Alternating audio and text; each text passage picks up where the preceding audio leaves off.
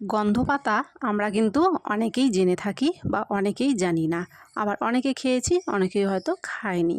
তো নমস্কার বন্ধুরা, দীপার রান্নাঘরে তোমাদেরকে স্বাগত। তো আজকে আমি বানাতে চলেছি গন্ধ পাতা দিয়ে বড়া।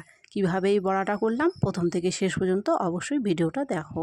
তো বড়া তৈরি করার জন্য প্রথমেই আমাদের যেটা লাগছে সেটা দেখো। এখানে আমি দুটো বাটিতে নিয়েছি, একটা বাটিতে নিয়েছি মটরের ডাল আর একটা বাটিতে নিয়েছি আতপ চাল। এবারে 3 ঘন্টার জন্য এটাকে আমি ভিজিয়ে রেখে দিলাম। 3 ঘন্টা পরে দেখো আমি খুব ভালো করে ধুয়ে নিয়েছি, এখন ভেঙে আমি দেখিয়ে দিলাম। খুব ভালো করে কিন্তু এটা ভিজে গেছে। তারপরে একটা মিক্সি জারের মধ্যে চাল ডালগুলো দিয়ে এর মধ্যে কয়েকটা কাঁচা লঙ্কা দিয়ে দিলাম আর সামান্য পরিমাণ অল্প একটু জল দিয়ে দিলাম। দিয়ে এখন এটাকে ব্লেন্ড করে নেব। তো দেখতে পাচ্ছ এখানে আমার ব্লেন্ড করা হয়ে গেছে। এটা এখন একটা পাত্রে নামিয়ে নেব। আর এই দিকে নিয়েছি আমি গন্ধ পাতা। এখানে কিছুটা পরিমাণ গন্ধ পাতা নিয়ে সেগুলোকে আমি ধুয়ে পরিষ্কার করে নিয়েছি। তারপরে যে মিক্সি জারের ডালটাকে ব্লেন্ড করে নিলাম, সেই মিক্সি জারের মধ্যে গন্ধ পাতাগুলো আমি এর মধ্যে দিয়ে দিচ্ছি। তারপরে এখানে সামান্য পরিমাণ জল দেবো, বেশি জল দেওয়া যাবে না। এটাকেও ব্লেন্ড করে নেব। তো দেখো এখানে কিন্তু আমি ব্লেন্ড করে নিয়েছি। এখন ডাল আর গন্ধ পাতা দুটোই একখানে করে নেব।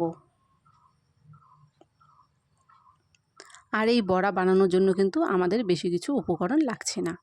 এবারে এর মধ্যে দিয়ে দিলাম স্বাদ মতো লবণ আর দিয়ে দিলাম হলুদের গুঁড়ো।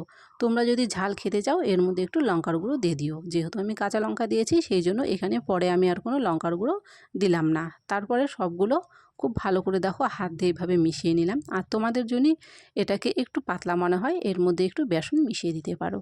তারপরে দেখো কড়াইতে তেল দিয়ে তেল গরম করে নিয়েছি আর এগুলো বড়ার আকারে দিয়ে দিচ্ছি।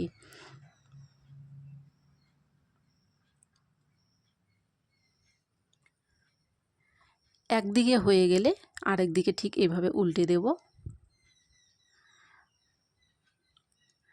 তো এভাবেই নেড়ে চেড়ে দেখো দুদিকে লাল করে বড়াগুলোকে ভেজে নেব। তো বড়াগুলো আমার ভাজা হয়ে গেছে, এরকম অবস্থায় উঠিয়ে নেব। তো এরকম করেই কিন্তু আমি পরে সবগুলো বড়াও ভেজে নিয়ে যাব। তো খুবই সাধারণভাবে দেখিয়ে দিলাম গন্ধ পাতার বড়া কিভাবে করতে হয়। তো কেমন লাগলো কমেন্ট করে অবশ্যই জানিও। ভালো লাগলে অবশ্যই লাইক করে চ্যানেলটিকে সাবস্ক্রাইব করে দিও, পাশে থাকা বেলটিকে প্রেস করে দিও। আর তোমরা কিন্তু খুব সহজেই বানিয়ে নিতে পারো খুবই সুন্দর একটা বড়ার রেসিপি।